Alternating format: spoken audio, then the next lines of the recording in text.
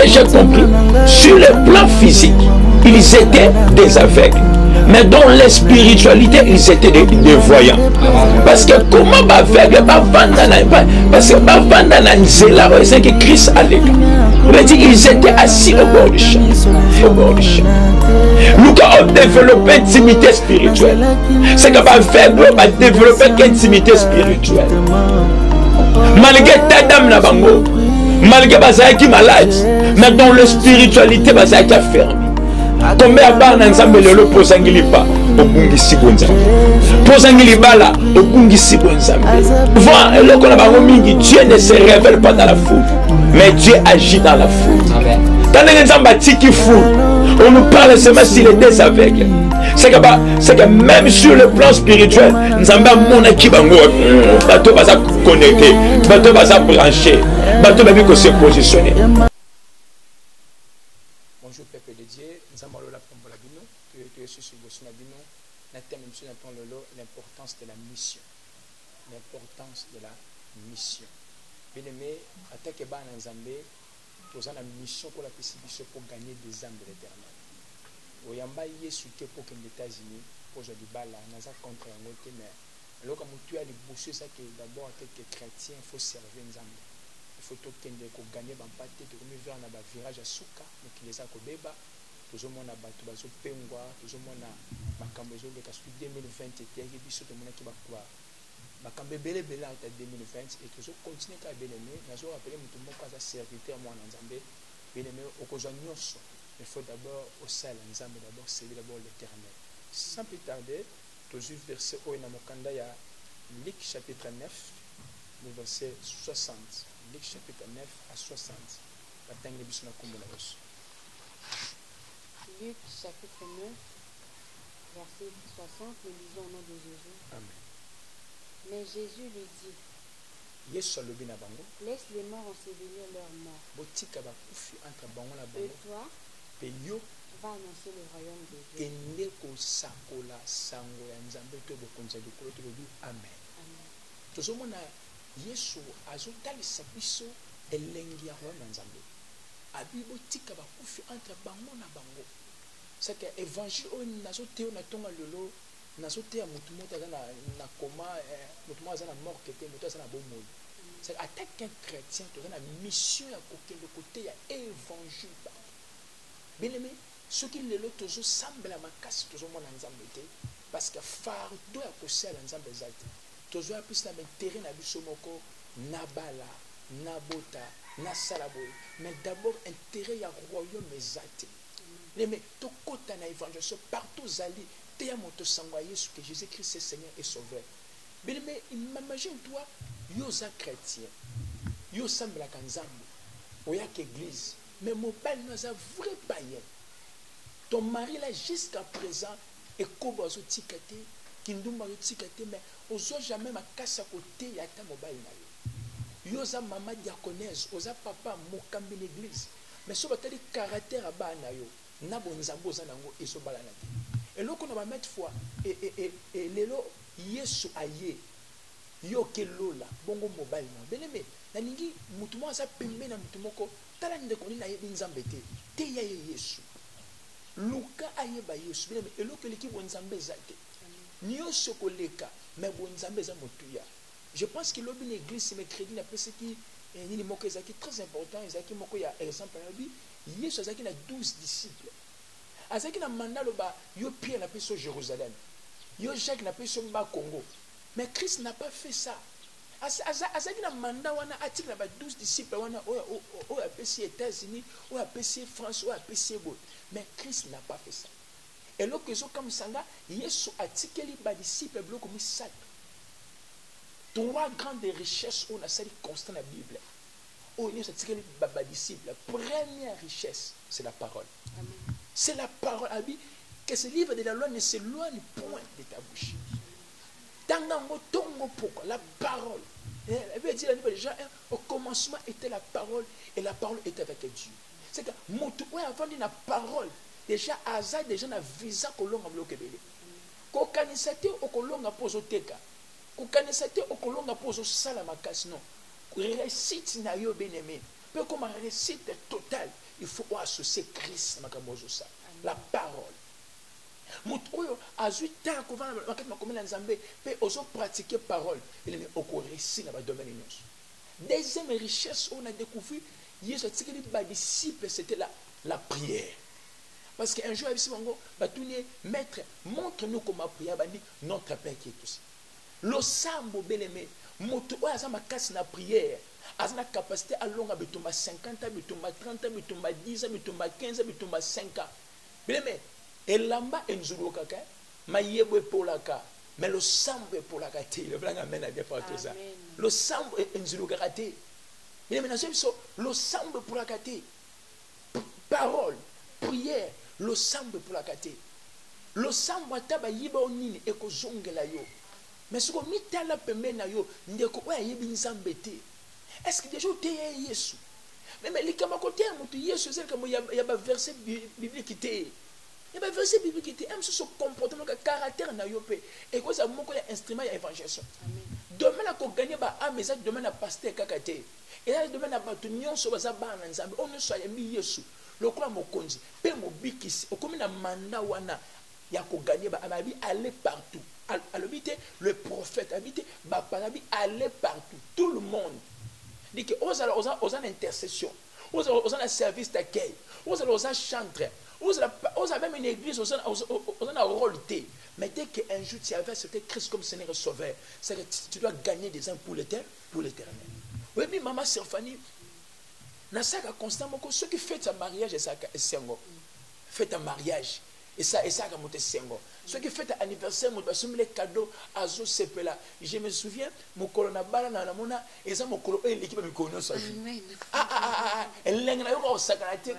Et en tout cas, n'habitez ceux qui sont les sujets avec un témoignage. Ceux qui fêtent un mariage, et ça, c'est Sengo. Batouba outi partout, famille, sangania, botata, maman. Mais n'attendez la Bible, moi, dans cette famille. Vous avez ceux qui coquent à tambour, les hommes à se plaindre. Ceux qui m'amourent à Sangi, ma bota, ils ont intérêt à embêter, ils ont intérêt à eux. Mais ceux qui m'ont tout le monde, ils qui couronnaire, ils qui voyous, ils qui païens, ayambi Yesu, alléluia. Ils sont pas, na lola et sengo peut fêter au salama. Ce que na la pour ça année au bien-aimé, on a parmi batoyo, ba organiser fête na lola. Pour mutumo ka bongo le moté ma cause na yo. Bien-aimé, ceux qui fêtent ça mokili bato ba se peut là. Mais quand on a évangélisation, l'importance de la mission. Donc, bien-aimé, Yesu a bon aussi au comme moi en Nzambe te pour que ne poto pour jamais tout cas non. Premier intérêt ya Nzambe d'abord pour servir, pour servir bien-aimé kuzane langa Nzambe. Le ça fait très mal les chrétiens au monde chrétien un pauvre zélé évangélisation Nzambe tombolanga Nzambe na bala na batala sukozo talanga wana Belgique na France na Canada bando bala opengwa ozongela na ba 20 oyo na ba l'école bando bala opengwa kima na église Nzambe tombolanga c'est eloko morte l'équipe bonzambe est-ce otaka histoire ya pauvre na richité riche azaki na nyonso na se amoya azaki na mituka azaki na mabango azaki na avion na jet privé mais un jour amen un jour liweye bible zo ba riche na séjour de mort na lola bisika ya kovanda ezalaki te mais mobolo oyo azaki ni parfum azaki na ngote ni soulier mais bible zo ba azaki na saint ya Abraham mais bonzambe ki nyonso sers Dieu donne ta vie à Jésus ba mbongo ne koso te beneme na mokili toza na demituka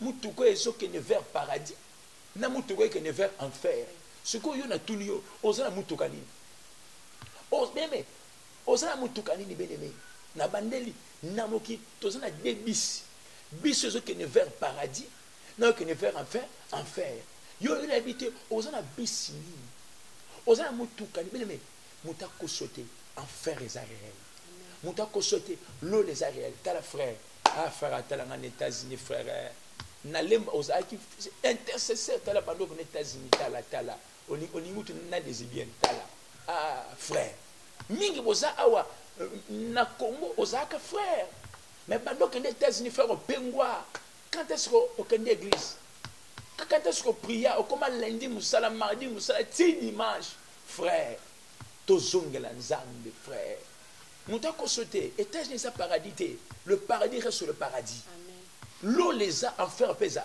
ezali l'importance de la mission simplement je peux se dire ton le lot bien aimé tozongela nzambe pe tosala nzambe amen amen c'est pour nous aujourd'hui sur Jean 20 verset 21 à 22 Jean 20 verset 21 à 22 que Dieu soit béni ndokwaza partout à Angola et nzamba pambola masuto maman Jeanne à partir de Luanda pambola bino à pambola France na Cape Town je pense que nzamba ko pambola bino à pambola soumwa na la Grèce que Dieu vous bénisse beaucoup amen tanga biso Jean 20 verset 21 à 22 Jean chapitre 20 verset 21 à 22 nous lisons au nom de Jésus amen Jésus leur dit de nouveau Yesu ayebisi mosusu mbala ya sika to mbala ya suka la paix soit avec vous kimia eza na bino comme le Père m'a envoyé oyoki bien comme tata tinda kinga même Yesu ça missionnaire alléluia amen même Yesu ça comme le Père m'a envoyé à la mission tokei moi aussi je vous envoie ngapeli susu na tindi na mission Yesu ça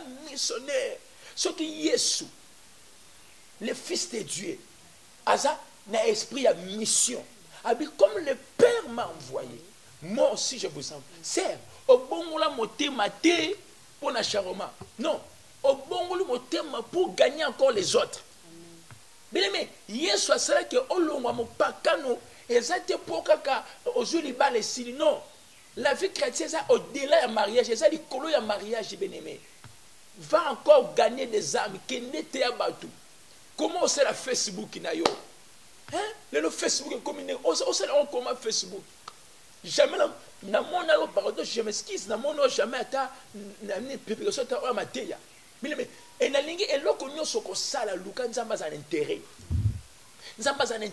comme le Père m'a envoyé moi aussi je vous envoie c'est que si on comprend même kokoya Yesu d'abord et ça n'a été pour biso to bala to zoami tuka d'abord c'est pour d'abord akutala c'est pour le royaume d'abord bokonza likolo chercher premièrement le royaume bokonza likolo comme le Père m'a envoyé, moi aussi, je vous envoie. Tout le monde Yesu a appelé sa mission avec 12 disciples. C'est vrai, c'est vrai, allez prêcher la parole, vous gagner, vous serrer l'ensemble. Tant de moi, ça va aller comportement, il y a passé un mot comme non, bien aimé, ce qui va passer à Besco-Baza, ce qui va prophète à Besco-Baza, il y a vrai peu bazar. So que na Chine okuta babora ojan leza na pirate pesa ezali. C'est ça. Makambo ya ba vrai na faux ebani le lote ebana na lola. Na lola un jour Lucifer pas à la muka à se révolter. C'est tout ça ba ange vrai na ba ange faux. Ba ange de chiwala ne soit ba ange faux, ba ange diable. C'est que makambo ya vrai na faux ebani lote. Et là, on a rejeté le diable parce qu'il faut, gloire. Mais je te dis que c'est le mot que bien aimé, au-delà de la blessure. On nous a dit que papa n'a pas l'église, l'église pasteur à ce qu'on a TV. Yaya, et après la bateau, ce qu'on coûtait, tu seras béni. Bien aimé, que l'église était en bas à la bonne. Amen, amen. Comme le Père m'a envoyé, moi aussi, je vous envoie. Dans la vie chrétienne, bien aimé. Aux qui m'a cassé la vie de prière. Aux qui par semaine, il faut gêner. Tala, nous sommes frère. Au bout de 10 ans, nous sommes chrétiens, baptisés, ma Bible, aux en moitié. Quel dégât qui nous dit 10 ans chrétiens. Aux en Capitaine, aux en Mali, aux en Corée, 10 ans. 10 ans, aux en baptême, aux en Mutuka, aux en TV, aux en Nyonso, aux en compte bancaire, ma Bible, aux en moitié. Après, nous sommes chrétiens. Bien aimé, aux autres risques qui nous fait. Bien aimé, toujours, nous sommes parce que Jésus revient bien bientôt. Amen, amen. Avance encore. Comme le Père m'a envoyé, moi aussi je vous envoie. Après. 22e verset. Amen. Après ces paroles. Après ma loba, on a béni ici, comme le Père m'a envoyé. Allez, toquez. Il souffla sur eux et leur dit. À Boaki, mon papa, mon lit, mon sang, il souffla sur eux. Quoi? Il leur dit, recevez le Saint-Esprit. Bozo, mon lit, mon sang, tout. Alléluia. Amen. Amen. C'est que même pour Yesu, tu ne peux jamais être rempli par le Saint-Esprit comme orgueilleux. On est ensemble. Yo wana ozana Saint-Esprit nango oyo oza chrétien mais na quartier baby impoli. Non, Mais Nzambe a déposé molimo na ba disciple. Exactement pour batonga ba immeuble, na ba limete na ba nji. Non, d'abord c'est pour la mission. Allez gagner des âmes, allez prêcher, faites toutes les nations, mes disciples, recevez le Saint-Esprit. C'est ça avec Jésus. N'habitez bien aimé. Il y a une dimension pour la nine. À l'époque, je me souviens, ça a toujours fait dans l'église. C'est quoi, à Coli? C'est le frère Roger, le Zamba Pambolaye. À l'époque, on a tous les frères Ponio au Priaka. Abi père, on a Priaka avec les États-Unis. États-Unis. Et le Zamba Pambolaye Roger à Coli. Et on sentit, à l'époque, frère Zaki, bébé spirituel, il connaissait bien les habillé qu'après qu'il y a les États-Unis. Et ça se passe dans les chrétiens. Il y a non, frère. Toi, une église, c'est pour le bien matériel. Non, c'est faux. Nous venons à l'église d'abord pour aller au paradis. D'abord, c'est pour le roi. Pour la lola, toi, tu as lola. Mais habitez, toi, tu sais Dieu pourquoi? Toi, tu sais Dieu pourquoi? D'abord, les intérêts de Dieu. Mais intérêt, c'est dans le catinayo. Et puis, comme le Père m'a envoyé, moi aussi, je vous envoie. Alléluia. C'est ça la mission. C'est très important. C'est la mission. La ligne aujourd'hui, sommes au verset oyo. Et Luc chapitre 9, le verset 2. Luc chapitre 9, le verset 2. Il y a télé, TV Zangonga. C'est comme ça. Luc chapitre 9, le verset 2. Le verset 2, nous lisons au nom de Jésus. Amen. Il les envoya prêcher le On dit bien qui? Il les envoya. Qui envoya? Yesu a tindi ba disciple. Il leur rappelle quoi? Ils ont rappelé ba disciple. A tindi ba disciple. Yo pensa ba tindi mission. Frère, ma sœur, zongela bonzambe. Zo tela. Nazo yi biso sekele moko mutu asala kanzambe ya solo ata lundi azute. Ata mardi azute. Ata mercredi azute. Yaya avant comme samedi na buta ko dimanche nzamba ko visiter. Amen. A ko visiter parce que je connais un homme qui s'appelle David, il dit j'étais jeune, j'ai grandi, j'ai vieilli. J'aimerais bien que ce soit bas à Ban. Yaya so tout le monde le parle na mona ki a le parle malgré to longwe. Malgré to longwe. Mais on a mon dernière minute ceux qui massage avec to atobolibi. Et bon Yesu. Ah ya pas maman monsieur Kozali. Ya okopa ya koba ya koba. Atapasi nakosimba se kombo na Yesu. OK? Atapasi kombo Yesu na simba ngokaka.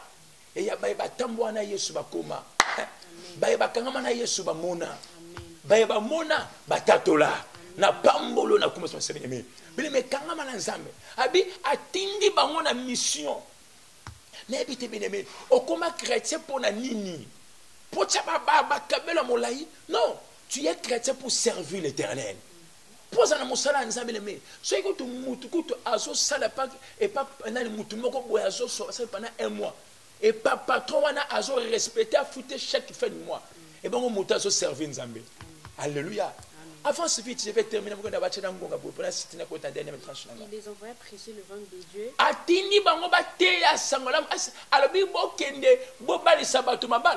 D'abord prêcher quoi?